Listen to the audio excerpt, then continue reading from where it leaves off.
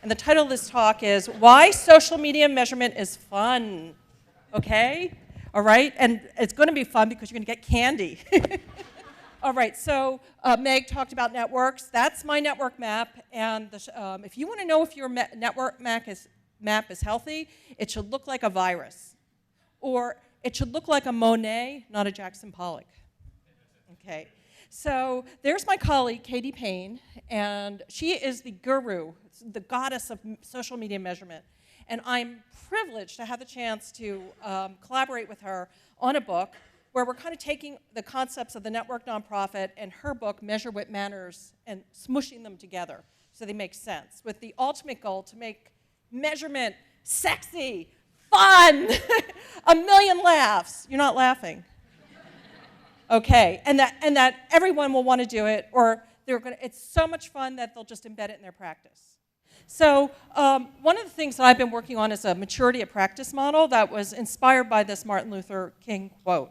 And it's basically, if you can fly, if you can't fly, then run. If you can't run, then walk. If you can't walk, then crawl. But whatever you do, you have to keep moving forward.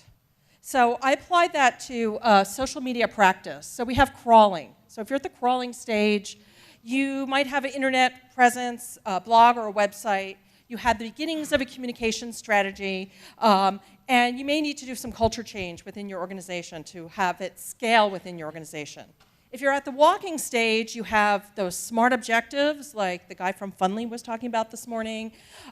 You are masters at using pilots, maybe with a focus on one channel or one event, and using metrics to learn. And you're incrementally building your internal capacity to implement by trying to be efficient, effective use of interns, and also maybe integrating social media into other job descriptions.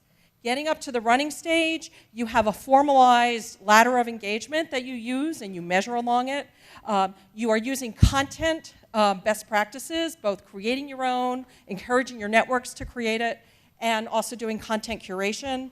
And you're doing basic measurement, which I heard a lot of you are. Getting up to the flying stage, you're using advanced measurement. You're measuring across channels. You're doing things like Marnie Webb in terms of paying attention to building your network and gathering some stats or social network mapping to see if it's building. Using multi-channel engagement.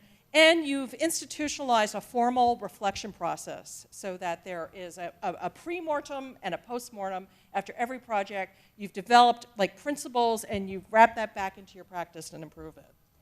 All right, so I'm going to tell a few campfire stories. Aren't campfires fun? Okay, so I'm going to not tell you all about just measurement, but how it's used to figure out how to do things better or to document what you're doing. Okay, so this is the story of a flyer, Moms Rising. How many know about them? Okay, awesome group.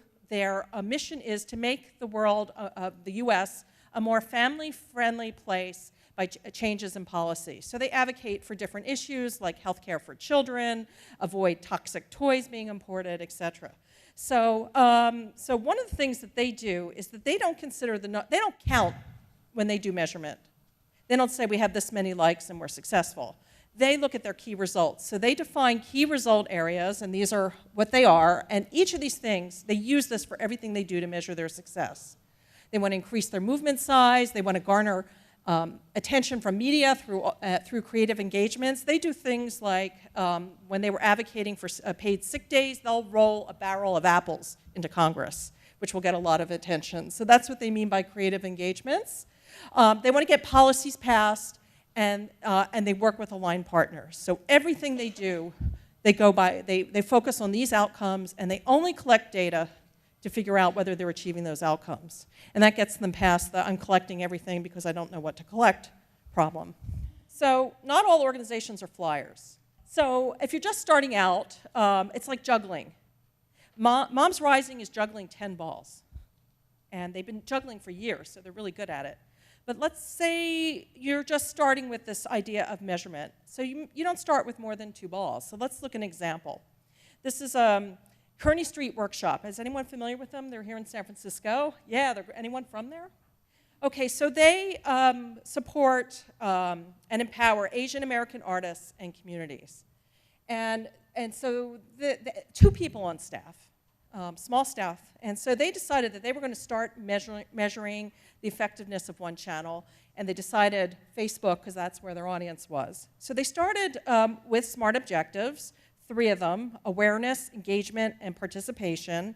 They made them quantifiable, as you can see. And they started tracking them against what they were doing with their metrics in Facebook Insights. And what they were looking for were patterns. And so they actually just kept a log of what posts, what content seemed to resonate with their audience, and what didn't, and then started to develop kind of a best practices in content that really, really worked well with their audience. And one of the things they discovered is that their audience really wanted to see behind the scenes of what they were doing behind the scenes at the organization. So things like when they showed the mail coming in from artist proposals, or showing a staff member scanning, or even they took photographs of their afternoon snacks. They took a photograph of a brownie that they were eating on staff, and it got the most commenting and discussion. So they started to evaluate this, and then it helped inform their content strategy.